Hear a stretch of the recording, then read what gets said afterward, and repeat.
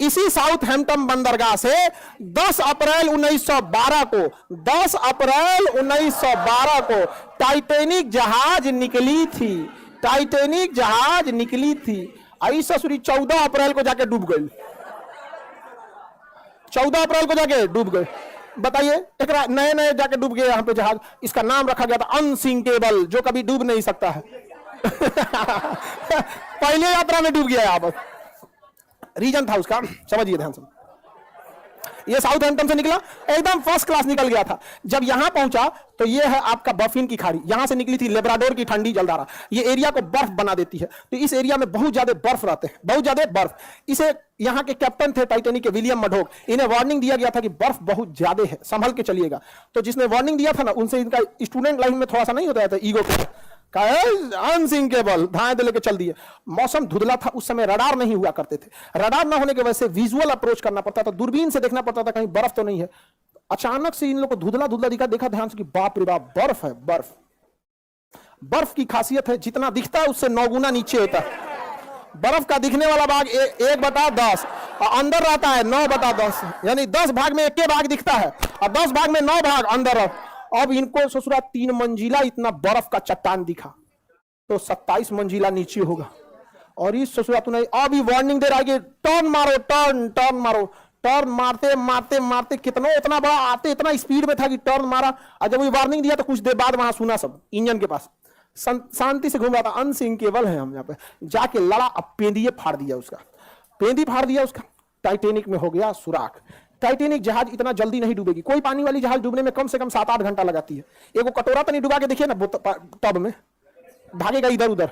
एगो पानी बोतल, एगो 5 लीटर का गैलन खोल दीजिएगा, उसको डुबाइएगा, देखिए जल्दी नहीं डूबेगा। एक आध मिनट तो भी ले लेगा। दिक्कत क्या हुआ, तो डूबने लगा ये। कैप्टन को लग गया, विलियम मडोको की तो गया अनसिंकेबल, गलो अनसिंकेबल गया। उसने कहा कि इवैक्यूएट, खाली कराया जाए। क्या किया जाए? खाली।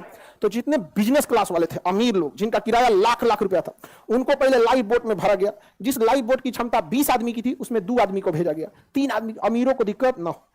लेकिन हमेशा याद रखिएगा, रेडी फॉर वर्स्ट कंडीशन। जीवन में सफल होना है तो एक कंडीशन हमेशा याद रखिएगा।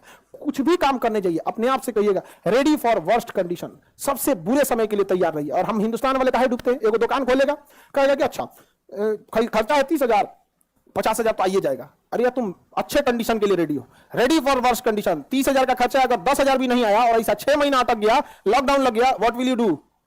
समझ में आ गया कि नहीं आ गया? रेडी फॉर वर्स्ट कंडीशन, हमेशा रेडी रहिएगा। इसको लगा कि हम तो आराम आराम से निकालिए देंगे, तब तक टाइटैनिक बीच में से टूट गया।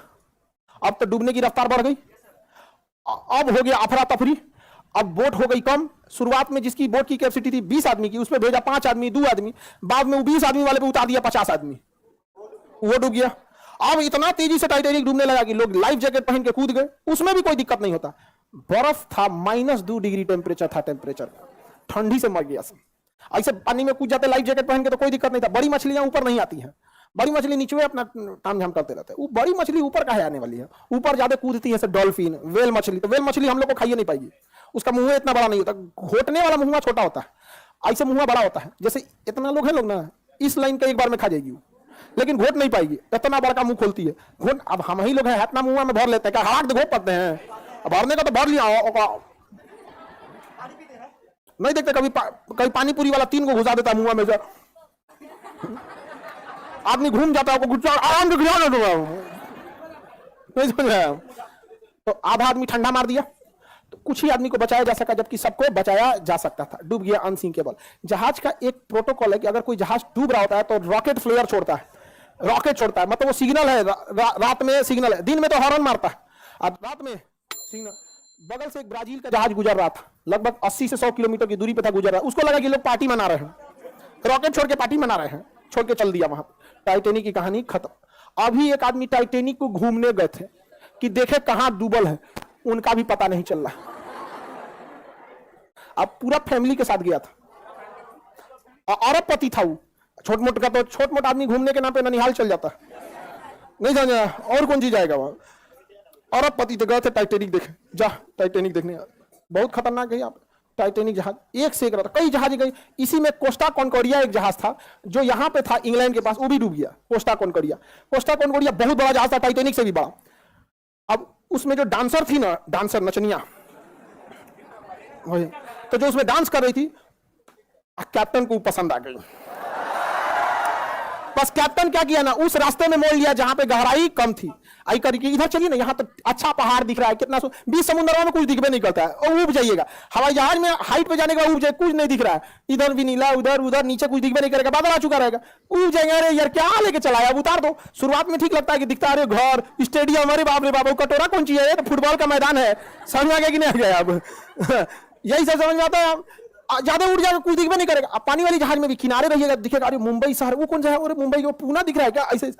अब बीच में घुस जाएंगे तो कुछ नहीं, ऊपर आसमान नीचे पानी, चारों ओर वही, कुछ पता नहीं चले। तो नचनिया के थोड़ा मोड़ लो मोड़ लो मोड़ लो, तो साइड में ले गया, साइड में गहराई कम होता, ले आके पेदिया लड़ा दिया, अब पेदिया फट गया, जहाज हो गई, पलट गई। सारे लोग, इतना करोड़ों का लॉस हुआ जिसका कोई हद नहीं। कप्तान को हो गया जेल। कप्तान को क्या हो गया? इसलिए इससे क्या सीखे आप?